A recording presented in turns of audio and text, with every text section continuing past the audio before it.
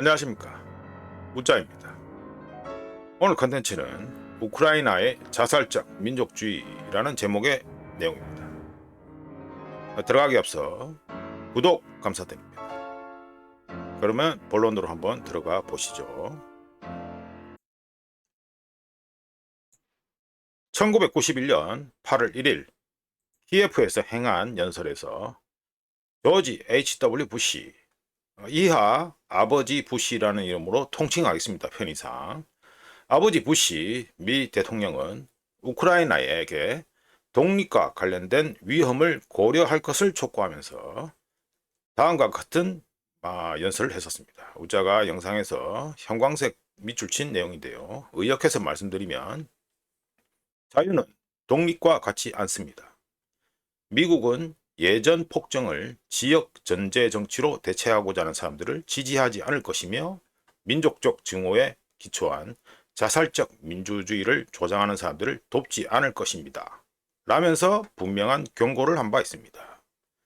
참고로 아버지 부시의 1991년 8월 1일 연설에는 이른바 키친 키예프 스피치라는 이름이 붙어 있는데요. 그 이유는 아버지 부시의 연설 이후 우크라이나 민족주의자들과 미 보수주의자들이 격한 반응을 보인 가운데 뉴욕타임즈 당시 보수 컬럼니스트였던 윌리엄 사파이어가 아버지 부시의 연설을 키친 키예프 연설이라고 낮춰서 불렀기 때문입니다.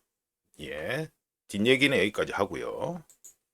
하여간 2024년 현재 우리 모두가 알고 있듯이 30여 년 전 아버지 부시의 경고는 무시되었습니다.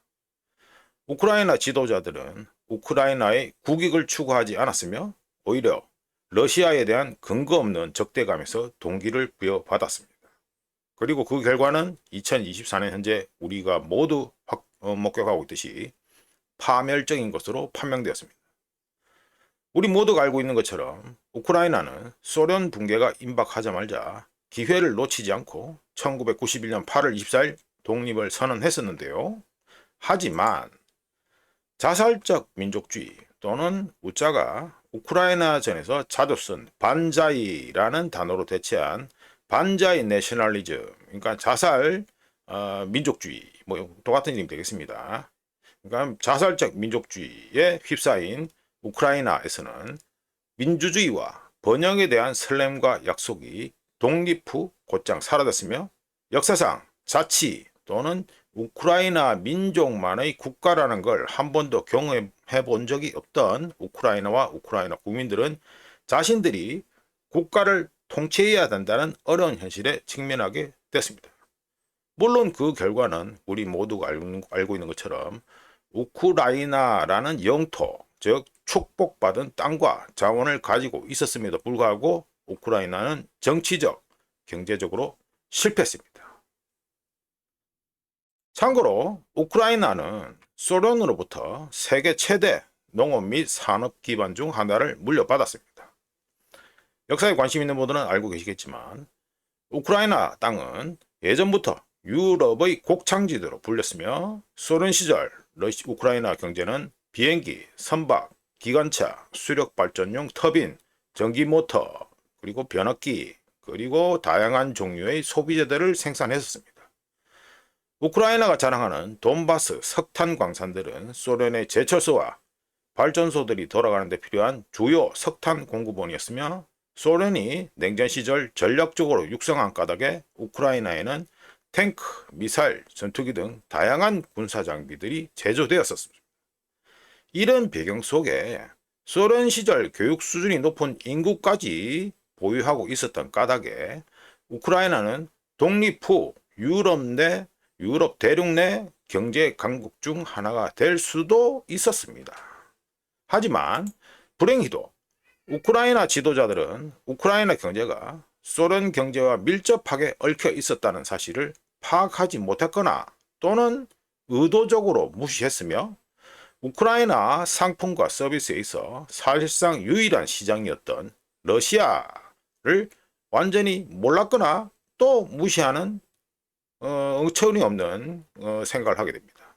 즉 태생적으로 한계가 분명했음에도 불구하고 우크라이나는 러시아 시장을 포기하고 EU와 동맹을 맺는 터무니없는 또는 짓을 했다고 할 수 있는데요. 왜 그런 터무니없는 생각 또는 짓을 했었을까요? 독립한 우크라이나가 한참 앞서 있는 선진경제, 즉 유럽의 규정과 표준을 준수 또는 충족하기 위해서는 우크라이나 경제를 대대적으로 환골탈태 수준으로 바꿔야 했으며, 그런 어마어마한 노력에는 그에 걸맞는 많은 시간과 상당한 규모의 재정적 지원 모두가 필요했습니다. 그리고 우리가 이미 알고 있듯이 EU, 즉 유럽인들은 우크라이나 제품에 관심을 보이지 않았으며, 결과적으로 우크라이나는 러시아 시장마저 잃으면서 경제가 붕괴했습니다.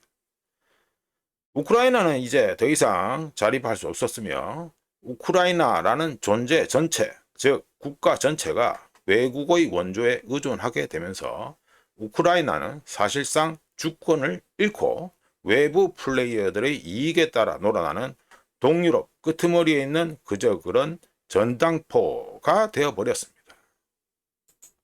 한편 우크라이나 모든 분야에서, 특히 국내 정책에서 반자의 민족주의 또는 제목에서 말씀드린 자살적 민족주의가 심각할 정도로 출현한 가운데, 자살적 민족주의는 결국 우크라이나를 전쟁으로 몰아넣는 심각한 갈등을 불러왔습니다.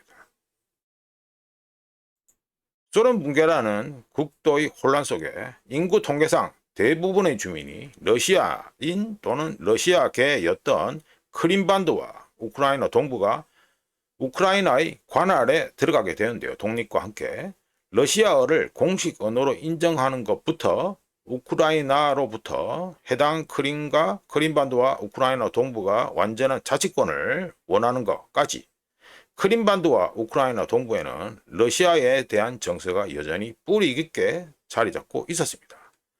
그리고 그런 배경 또는 정서 속에서 2014년 미국이 백업하는 쿠데타로 인해 민주적으로 선출된 친러시아 성향 대통령, 즉 야누코비치가 축출되면서, 쿠데타로 축출되면서 더욱더 그런 의심은 굳어지게 됩니다. 배경, 정서, 의심 뭐 그런 거죠. 여담입니다만 키예프는 연방제에 들어갈 때부터 자치권을 요구했던 미국의 주 스테이트와 마찬가지로 호전적인 동부 지역에 대한 제한된 자치권을 허용하면서 유혈 충돌을 최대한 피할 수 있었습니다. 하지만 민주적으로 선출된 야누코비치 정권이 쿠데타로 축출된 후 새로 당선된 포로셴코 대통령은 1991년 아버지 부시의 경고, 즉 예전 폭정을 지역 전제 정치로 대체하지 말라는 경고를 무시했으며, 오히려 우크라이나 동부 러시아계 우크라이나 국민들을 진압하기 위해 군사력을 사용하기로 했습니다. 문자가 복잡하게 러시아계 우크라이나 국민들이라고 한 얘기는 당시에 독립한 후에 러시아계 우크라이나 국민들, 현 돈바스 지역 등등에 있는 사람들이 솔직히 러시아계인 거는 사실이니까요. 일단 뭐 냉전 시절을 갖다가 아시는 분들 아시겠지만, 이 당시 예전부터 이미 그 크림반도하고 동부 쪽에는 원래 러시아인들이 살고 있었습니다. 예, 넘어가고요. 네, 그리고 그 포로셴코가 군사력까지 사용하게 되자 국민들은 우크라이나 동부 사람들은 어떻게 했을까요? 미국이 백업하는 가운데 돈바스를 포획해 수천 명의 민간인, 아이러니하게도 당시에는 우크라이나 국민이었던 루안스크와 도네츠크 주민들을 무차별 살해하는 일이 발생하자 이제 드디어 자살적 민족주의가 드디어 갈 때까지 갔다라고 판단한 러시아는 결국 우리가 알고 있는 것처럼 도네츠크와 루안스크 지역을 합병했으며, 러시아의 2022년 2월 합병 이유 중 하나는 우크라이나가 보여준 자살적 민족주의였습니다. 우크라이나의 자살적 민족주의는 외교에서도 국익보다 우선했었는데요.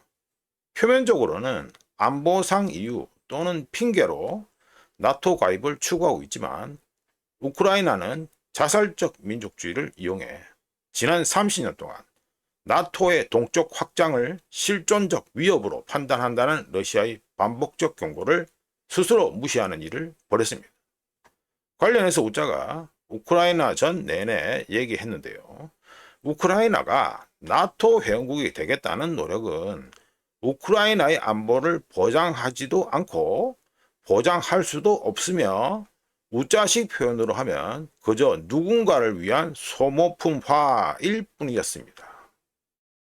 게다가 우크라이나의 나토 회원국 희망은 우크라이나의 중립을 명시적으로 규정한 1991년 러시안 우크라이안 프렌드십 트리티, 즉 러시아와 우크라이나 간 전략적 동반자 관계, 그리고 기존 국경의 불가침성에 대한 인식, 영토 통합성 및 상호 헌신에 대한 존중 등을 갖다가 명시한 1997년 조약을 위반하면서 그 자체로 우크라이나를 치명적인 위험에 처하게 만들었습니다. 역사적으로 단 한 번도 국가를 가지지 못했던 것에서 오는 정치적 경험 부족, 자살적 민족주의로 대표되는 무모함, 대외 원조에 대한 과도한 의존 등으로 인해 우크라이나가 2024년 현재까지도 계속해서 희망하고 있는 나토 가입은 국가적 목적에 전혀 부합하지 않는 그저 환상적인 목표일 뿐이었다고 우짜는 보고요. 덕분에 우크라이나의 나토 가입 희망 덕분에 예방 가능했던 전쟁을 희한하게도 우크라이나 스스로 벌이게 유도하면서 결과적으로 비극적인 결말을 맞이하게 만들었습니다. 참고로 2년 넘게 계속되고 있는 우크라이나 전쟁에도 불구하고 여전히 나토 회원 자격을 추구하는 것은 그레이하운드가 기계 토끼를 열심히 쫓지만 결코 잡을 수 없는 쉐이프 제이스 루어 게임을 벌이고 있는 것과 같습니다. 물론 젤렌스키와 그의 동업자들, 정확하게는 우크라이나 네오나치가 되겠습니다. 젤렌스키와 그의 동업자들이 벌이는 나토 가입 희망은 결단코 달성 가능한 현실이 아님에도 불구하고 그들은 지칠 줄 모르는 노력과 희생을 벌이고 있습니다. 하지만 나토 스스로 러시아와의 직접 대결을 회피하고 있기 때문에 아무짝에 쓸데없는 짓이란 걸 이제는 누구나 알고 있습니다. 물론 우크라이나 팬들은 모르겠죠. 마무리해보면 우크라이나가 자랑하는 강력한 친구, 미국, 나토, 유럽 이렇게 되겠습니다. 우크라이나가 자랑하는 강력한 친구, 퀘스천 마크가 붙습니다만 강력한 친구와 지지자들 역시 우크라이나가 독립을 선언한 후 30년 동안 주목할 만한 성과를 내지 못했다는 사실을 부인할 수 없을 것입니다. 그리고 무능한 우크라이나 지도자들이 소련으로부터 물려받은 대부분의 자원을 외국인들이 약탈하게 놔두고 내부 불화합성, 즉 같은 국민을 차별하고 죽이면서 국가를 분열시킨 것, 그리고 러시아와의 불필요한 전쟁을 선동하는 악수만 골라서 하면서 결국 한때 번창했던 우크라이나의 러시아 유산은 파괴되고 조각난 후 계속해서 사라지고 있는 중입니다. 역사에 관심 있는 우짜가 보기에 우크라이나 사례를 뺄 경우 한 국가가 자국의 국익에 해로운 결정을 계속 반복해서 지속적으로 내려 궁극적으로는 자멸적인 결과를 초래한 사례를 찾아보기가 힘들다고 봅니다. 역사에서. 우크라이나라는 역기능적이고 부패하며 실패한 국가가 무너지면 결국 남는 것은 우크라이나 미래 세대에게 오로지 황무지밖에 없게 됩니다. 유명한 명언을 갖다가 소개하면서 마무리해보면 서독 초대 총리였던 콘라드 아데나워는 역사는 피할 수 있었던 것들의 총합이다라는 유명한 명언을 한 바 있습니다. 우짜가 보기에 아데나워의 명언은 우크라이나의 안성맞춤이라고 봐도 무방하다고 생각합니다. 네, 이렇게 해서 우짜가 처음으로 우크라이나 관련해서 만든 컨텐츠 영상을 하다 올려봅니다. 앞으로 우크라이나 관련 영상은 계속해서 아마 올릴 것 같습니다. 우짜 쪽으로는 지난 2년 넘게 계속해서 우크라이나 관련 얘기를 했는데요. 나중에 시간 되면 한번 우크라이나 관련 얘기들을 점점 더 많이 한번 해보도록 하겠습니다. 내년까지 일단 갈 거는 같은데요. 우크라이나전이 한번 어떻게 되는지 한번 보시죠. 그럼 오늘 여기까지 하고 다음에 또 찾아뵙겠습니다. 감사합니다.